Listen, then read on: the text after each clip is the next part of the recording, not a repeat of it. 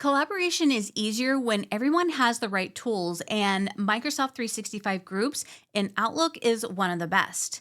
This video is a step-by-step guide to show you how to use groups to share resources and stay organized. The first thing I want to do is level set and talk about what an M365 group is. It's a collaborative online workspace with shared resources. So it comes with a shared email box and calendar, as well as a SharePoint site and a planner to manage tasks. Now, it's important to know that an M365 group is also the backbone for a Microsoft team, but the key difference is when you create a group in Outlook, the shared email box is discoverable by anybody within the company, and you can send and receive email from that box.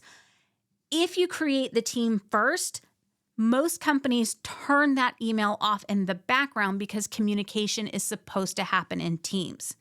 So we're going to specifically look at groups where you want to use them for the email functionality first, and then the other things just are an extra layer. So to get started with groups, I've navigated to Outlook, and then in the left-hand navigation rail, I selected groups. And then here on the home page, if you're already a member of a group, you will see them in this navigation pane here on the left-hand side. And you may also see some groups in the center of the screen in the content area. Now, if you're wondering, well, how did I become a member of this group in the first place? I don't remember signing up for it. It could be because you were added to a group when your company onboarded you, or somebody else may have created a group and just added your name to it. So now what we're going to do is we're going to look at how to create a new group. Go to the ribbon at the top left side of the screen on the Home tab and click on New Group. And this is going to bring up a floating dialog box where you have a few simple steps. First, you're going to give the new group a name. So I'm just going to call this Help Desk. The name should be succinct but descriptive of why this group is being created. One of the reasons you want it to be as short as you can possibly make it is whatever the name is also going to be the first part of the email. Therefore, you want to make it as easy to type as possible so that people will remember it. The next thing that you need to do is add a description. Now, this is optional, but it's really useful, especially when people tend to use the same naming conventions over and over. There might be more than one help desk. And honestly, I could also put tier 2 in the name, but what I've done here in this description is clearly establish that we're using this for people submitting documentation, not the original tickets. The default privacy setting is private, meaning that only the members of the group can see the information contained in it, and you need to be invited to participate in the group. You can't just search for it and join. If you want to update this setting, click the Edit pencil icon on the right side of the dialog box, then click the drop down next to the privacy box, and you can switch it to public, meaning anyone in your organization can see what's inside and they can search for the group and join it. In this scenario, private is appropriate, so I'm going to leave the default setting. Under the subscription setting, the check mark is in members will receive all group conversations and events in their inbox, meaning that it's going to be in their main Outlook inbox. If you leave it on, the individual members of the group can still go to their settings and turn it off later. For now, I'm going to leave it on and then click Create to finish creating this group. Sometimes it can take several minutes for Microsoft to finish creating the group, but once it's done, you'll see this box that allows you to add the members now, or you can skip it and do it later.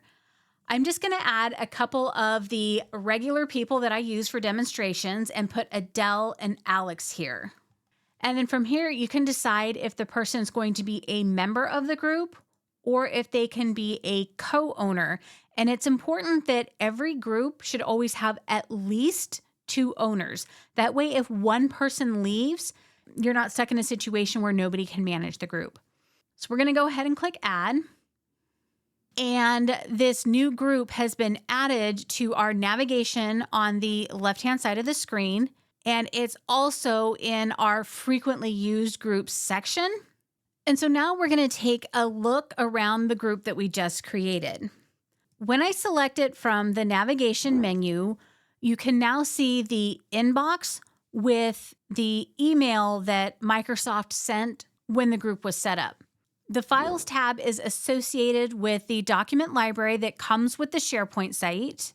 On the Events tab, if you have any calendar invites that you will create, they will be here on the Events tab, and then you can also click View in Calendar to see everything on a full-size calendar side by side with your main calendar, or you can just select or deselect one calendar at a time. Back in the group on the Members tab, this is where you can manage the existing members. If you want to remove somebody, click the X next to their name. Click the little people icon to change their role. So for example, Adele is an owner, but I can switch it to member, and then I can say Alex is going to be the new owner. There are a couple ways that you can add additional members to the group. Let's go up to the ribbon on the upper left-hand side of the screen, and in the Modify section, you'll see Add Members and Invite Others. Anybody can click Invite Others and generate an invitation link. However, the request for approval will still be sent to the group owner for them to approve or deny. When you click Add Members, this brings up the same dialog box that we saw when creating the group, and you can just search for and add additional people. To finish the process, just click the Add button and then close the dialog box. The third option you have is to click the Add People button in the toolbar on the top right side of the content area, and this is just going to bring up the exact same dialog box we just closed. The next thing we're going to look at in the ribbon is Edit Group. This brings up the same dialog box that we saw when we created the group, where you can change the name, the email address, and the description, as well as update the privacy settings. The one thing you're going to see here that is new is let people outside of the organization email the group. This is useful in several scenarios, but here's a common one. Let's say that you have an HR group and you're receiving emails from applicants with their documents, their resumes, that kind of thing. You can click this on so that those applicants can then send you email to a central mailbox. If you need to delete the group, this is where you can come and click Delete Group at the bottom right corner of the dialog box. Okay, now we're going to go to the ribbon on the right-hand side of the screen. When we set up the group, we let the check mark in everybody should receive group email in their personal inbox.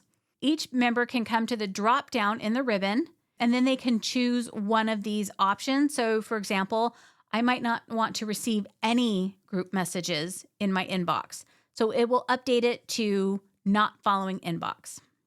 At the end of the toolbar, you'll have icons for some of the assets that come with the M365 group, such as the notebook in OneNote, planner, and the SharePoint site. Now let's look at managing email. One of the benefits of having a group in Outlook is that all of the members can see the incoming messages and respond to them as appropriate for your workflow and business processes. So in our help desk example, Alex has sent an email. I happen to be the first person to see it, so I can click on it and then read his question. Alex is saying, oh, one of his channels has disappeared. Can you help me get it back? This is not enough information to answer the question, but the funny thing is I do get requests like this all the time where the person knows the information in their head, but they forget to write out all the details. I'm going to reply to Alex, and what I want you to notice is that the message is coming from your inbox and not the group email. If you want the message to look like it's coming from the group, that is called send on behalf of, and that has to be set up by your Microsoft administrator. So for this demonstration, I had the admin set it up so we can look at both examples. So that means that I can go to the From line, click the drop down, and select Tier 2 Help Desk. And then I'm going to send this email to Alex as well as another one from me so that we can switch to Alex's inbox and look at the difference. From Alex's perspective, he can see the first response is coming from the help desk. When he clicks reply, then his answer will go right back to the group. For the other scenario, you can see that the message shows my name in the From field, and when Alex clicks on it, he can tell that, oh, this is Heather responding to my question about forms. When he clicks reply, the answer will go back to my personal email and bypass the group. If we head back to our sample help desk group, you can see Alex's original question, but there's no indication that somebody responded to him and that he also replied. Because Alex responded to me, I can see the full context in my inbox, and in some scenarios, that's fine. But if your business process requires everybody to be in the loop, the best thing to do is to forward that message back to the group so that everybody can see the full chain. To round out our tour of working with groups in Outlook, if you decide that you no longer want to be part of a group, you can go back to the Members tab, and from the Home ribbon, you can click Leave Group.